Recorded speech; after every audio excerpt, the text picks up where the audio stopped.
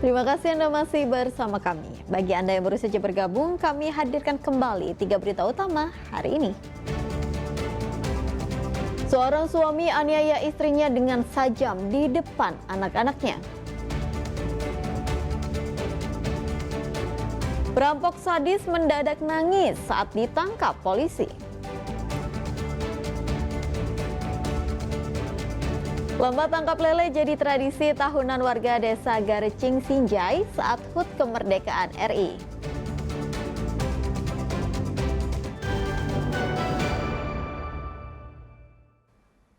Seorang suami tega aniaya istrinya sendiri menggunakan pisau dan bekas botol miras di Kabupaten Goa.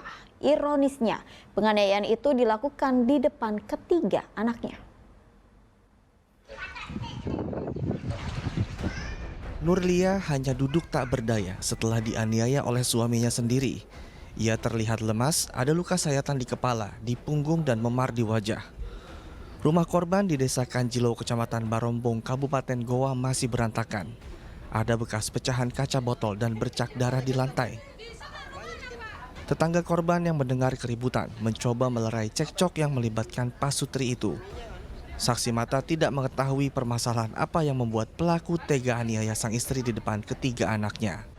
Di rumahnya? Iya, saya pikir anaknya dicakar kucing biasanya tuh. Tapi saya enggak pas ke situ mereka sudah bertengkar. Suami istri, Bu? Iya. Oh, KDRT, Budi? Saya tidak tahu masalah apa tuh, yang jelas dia pegang kepalanya istrinya tapi banyak darah di lantai. Tak terima dianiaya, korban melapor ke polisi. Polisi langsung datang ke TKP, mengumpulkan barang bukti sebilah pisau yang disembunyikan pelaku di bawah tempat tidur.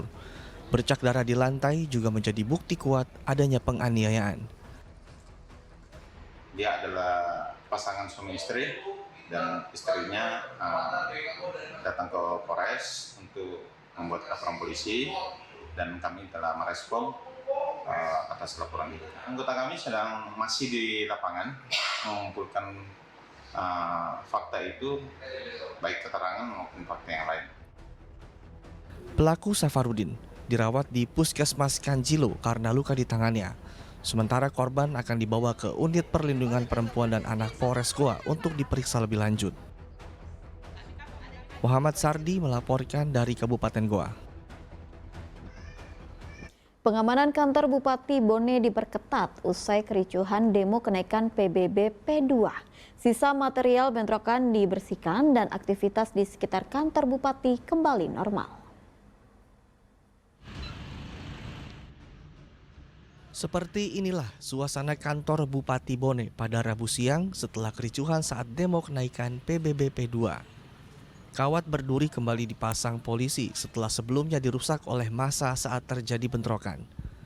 Material batu sisa lemparan demonstran mulai dibersihkan oleh petugas. Tak ada aktivitas di dalam kantor bupati, hanya petugas yang sibuk membersihkan halaman. Lalu lintas di depan kantor bupati kembali normal, sudah bisa dilalui kendaraan.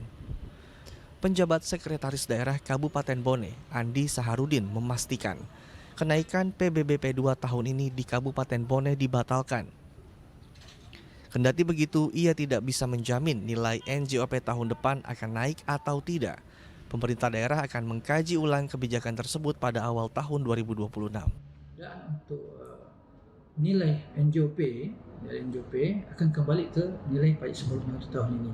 Karena kan setiap tahun ini ada keputusan, ada regulasi yang terbit di awal tahun biasanya. Jadi untuk tahun ini kita kembalikan ke nilai semula untuk tahun. Jadi tidak ada. Tapi tahun depan masih ada berpotensi untuk naik, tergantung. Ya, kalau tahun depan, ya itu tadi kita kembalikan kepada tim untuk mengkaji, mengevaluasi sejauh mana, apakah terkait dengan kelayakan-kelayakannya seperti itu. Batalnya kenaikan tarif PBB P2, pemerintah daerah berharap situasi di Kabupaten Bone kembali kondusif. Muhammad Sardi melaporkan dari Kabupaten Bone. Unjuk rasa kenaikan PBB P2 di Kabupaten Bone berakhir ricuh. Unjuk rasa yang berlangsung hingga Selasa malam mengakibatkan sejumlah petugas terluka.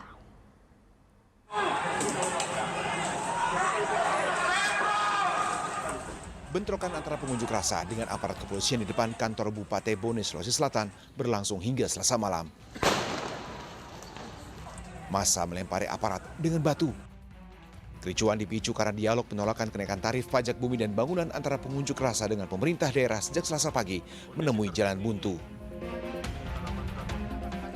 4 anggota Satpol PP dan 1 polisi terluka di bagian kepala akibat terkena lemparan batu. Selasa malam, aparat kepolisian akhirnya bisa memukul mundur massa dengan menembakkan gas air mata. Pasca insiden, pemerintah Kabupaten Bone akhirnya menunda kenaikan tarif PBB P2 sebesar 65%. Bapak Bupati dan Bapak Bupati setelah kita mendapatkan arahan dari beliau, itu tadi penyampaian kesimpulannya bahwa kita tunda dan kita lakukan pengkajian secara total, dan bagi warga masyarakat telah melakukan pembayaran untuk penyesuaian kembali. Pemerintah Kabupaten Bone berharap keputusan penundaan kenaikan pajak bumi dan bangunan pedesaan dan perkotaan atau PBB P2 bisa meredam protes warga.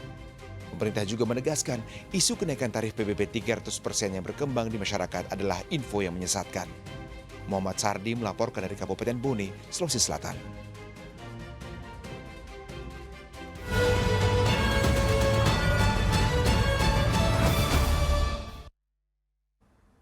Semarak kemerdekaan masih terasa di Desa Garecing, Kabupaten Sinjai. Untuk memeriahkan HUT ke-80 RI, warga menggelar lomba tangkap ikan lele. Tak hanya anak-anak, lomba tangkap lele juga melibatkan orang dewasa. Anak-anak di Desa Garecing Sinjai berlari menuju ke sawah berlumpur dengan penuh keceriaan. Mereka menyebar mencari 50 ekor ikan lele yang dilepas oleh panitia lomba. Canda dan tawa mewarnai perlombaan. Kotor bukan penghalang semangat bagi mereka demi mendapatkan seekor lele.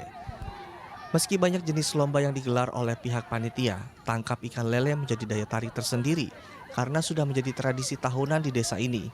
Tak hanya anak-anak, orang dewasa pun juga ikut merasakan keseruan lomba. Dari 50 ikan lele yang dilepas, tidak semua peserta berhasil mendapatkannya. Karena tangkap ikan lele di sawah berlumpur memang sulit. Masyarakat pedalaman ini di Kampung Honto, Desa Garecing, Kecamatan Sinjai Selatan.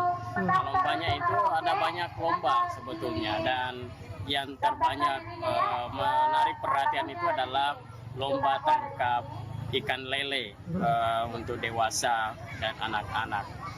Ada sekitar 50 ekor yang dilepas dan yang ditangkap itu hanya sebagian yang bisa ditangkap. Ikan lele yang sudah ditangkap boleh dibawa pulang untuk dikonsumsi. Selain memeriahkan HUT ke-80 kemerdekaan Republik Indonesia, lomba tangkap ikan lele juga sebagai hiburan untuk mempererat tali silaturahmi sesama warga. Muhammad Sardi melaporkan dari Kabupaten Sinjai. Sementara itu ada pemandangan yang memilukan pada perayaan HUT RI kemarin.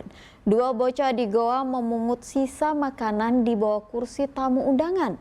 Kejadian itu pun kemudian mengetuk hati banyak orang sehingga kedua bocah itu mendapat bantuan perlengkapan sekolah dan sepeda.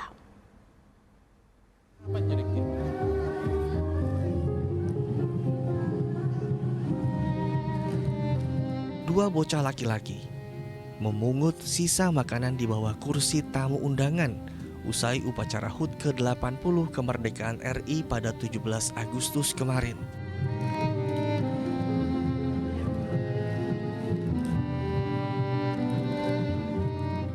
Satu persatu kotak makanan dibuka, lalu sisa kue dipindahkan ke kantong plastik yang ia bawa.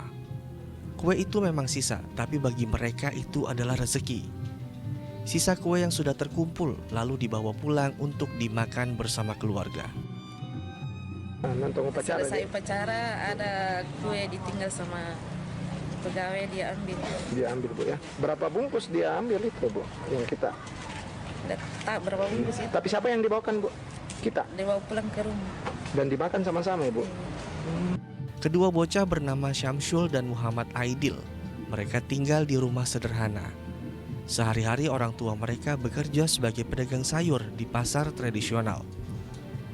Apa yang dilakukan kedua bocah ini mengundang simpati masyarakat, termasuk Kapolres Goa AKBP Aldi Sulaiman.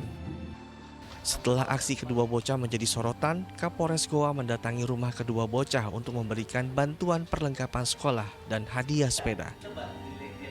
Kedua bocah juga diajak berkeliling Mapolres Goa dan diajak duduk di kursi kerja Kapolres Goa. Kemudian alhamdulillah kami juga menyiapkan dan memberikan 2 sepeda yang insya Allah sepeda tersebut bisa bermanfaat ketika mereka akan berangkat ke sekolah. Yang mungkin awalnya jalan kaki, sekarang bisa menggunakan sepeda. Syamsul dan Aidil tidak hanya mendapatkan perhatian luas dari masyarakat, tetapi juga bantuan untuk mendukung pendidikan mereka. Muhammad Sardi melaporkan dari Kabupaten Goa.